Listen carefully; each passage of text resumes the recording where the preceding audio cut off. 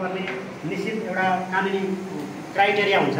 तपाईँ प्यानमा हुनुहुन्छ भने प्यानको व्यवसायले कार्यान्वयन गर्ने पालना गर्नुपर्ने कर कानुनहरू फरक हुन्छ। भ्याटमा हुने व्यवसायले पालना गर्नुपर्ने कर कानुनहरू फरक हुन्छ। तपाईँहरू मूल्यवृद्धि करमा दर्तै हुनुहुन्न, तपाईँहरू प्यानमा दर्ता हुनुहुन्छ भने तपाईँले भ्याट कसरी दिने त? त्यो कुरा तपाईँले बुझाउन सक्नु पर्यो। र अध्यक्षले भनिसक्नुभयो यो कुरा आज अलिकता यो सङ्घ सभाको अल्ल व्यवसायको एउटा जल्दोबल्दो समस्या पनि हो। त्यसलाई निराकरण गर्नुपर्ने तपाईँले उहाँहरूलाई पनि अलिकता ताकेता गर्नु पर्यो। यो विषयमा समन्वय गरेर काम गर्ने चिज हो कि यो चाहिँ हामीले सरकारले मिल्दैन भन्न हाम्रो कानुनी हो, जे भन्छ त्यही भन्छौँ। अब उहाँहरूले रोकिराख्नु भएको छ, उहाँको अज्ञानताले हो। यो विषयमा नियमन गर्नको लागि समन्वय हुनु पर्यो। अल्ल व्यवसायहरूले अलिकता तदारुका साथ कुरा उठाउनु पर्यो। उद्योगवाणीसम्म जिल्ला प्रशासन कार्यालयमा हामीलाई अनि आवश्यक समन्वय गरेर यो विषय त अलिकता पर्दा शिक्षाको अभावले पनि हो कि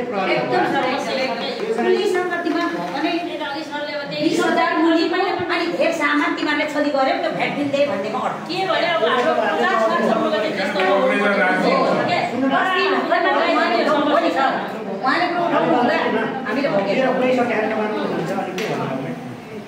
यो चाहिँ अहिले के हो भने तपाईँहरूमा जिम्मेवारी मात्रै हुँदैन कि तपाईँहरूमा अधिकार पनि हुन्छ।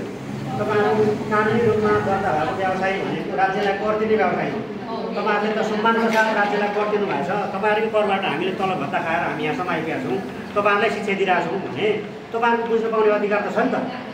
अब बुझ्नु पऱ्यो नि कसले सामान अड्का छ, कुन कानुनले अड्का छ, के प्रक्रिया पुगेन, त्यसको लिखित जवाफ माग्नु पऱ्यो नि त। तपाईँहरूसँग छ त अधिकार त, माग्न सक्नु पऱ्यो। त्यो अनुसार उद्योगवाणीसँग कुरा उठाउनु पऱ्यो, जिल्ला प्रशासनमा कुरा उठाउनु पऱ्यो, हाम्रो सरकारलेसँग समन्वय गर्नु पऱ्यो। अनि त्यसको निराकरण त निक्लिहाल्छ नि। तपाईँहरू अब उद्योगवाणीसँग अध्यक्षले अहिले भनिसक्नुभयो। अब आफू एक्लै यस्तो समस्या आयो भन्न मात्रै भएन, समाधानको बाटो पनि लाग्छ। मेरो सल्लाह यति हो।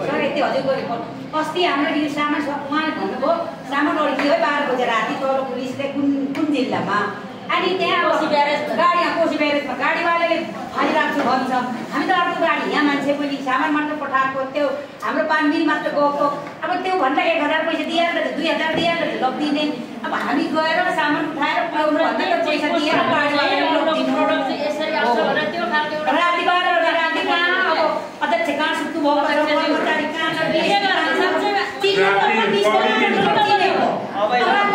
अड्काउँछ त्यहाँ कति गाह्रो पुलिसको ठुल्ठुलो चिनेको नि कतिको त्यो मेरो सुतिरहेको हुन्छ।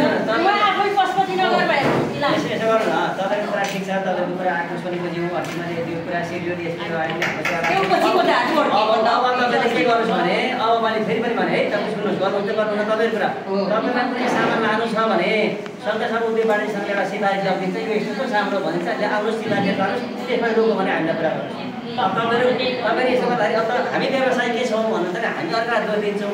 केही पराउने काहीँ केही पराउने आफ्नो अधिकार प्रयोग गर्न खोज्दैनौँ। 1000 रुपियाँ पैसा तल भइगयो त भन्छौँ भने त्यो उसलाई हामीले पारेको होइन। अहिले गर्दाखेरि एउटा कम्ती उद्योगबाट अरू व्यवसाय ल यसो गर्नुहोस्, अरू व्यवसायको अध्यक्षलाई नै त अधिकार हुन्छ। तपाईँ अरू व्यवसायसँगको फलाना अध्यक्ष भनेर छाप हालेर प्याडमा यो हो भनेर तिमीहरू लानुहोस् त कसले रोक्छ? तपाईँ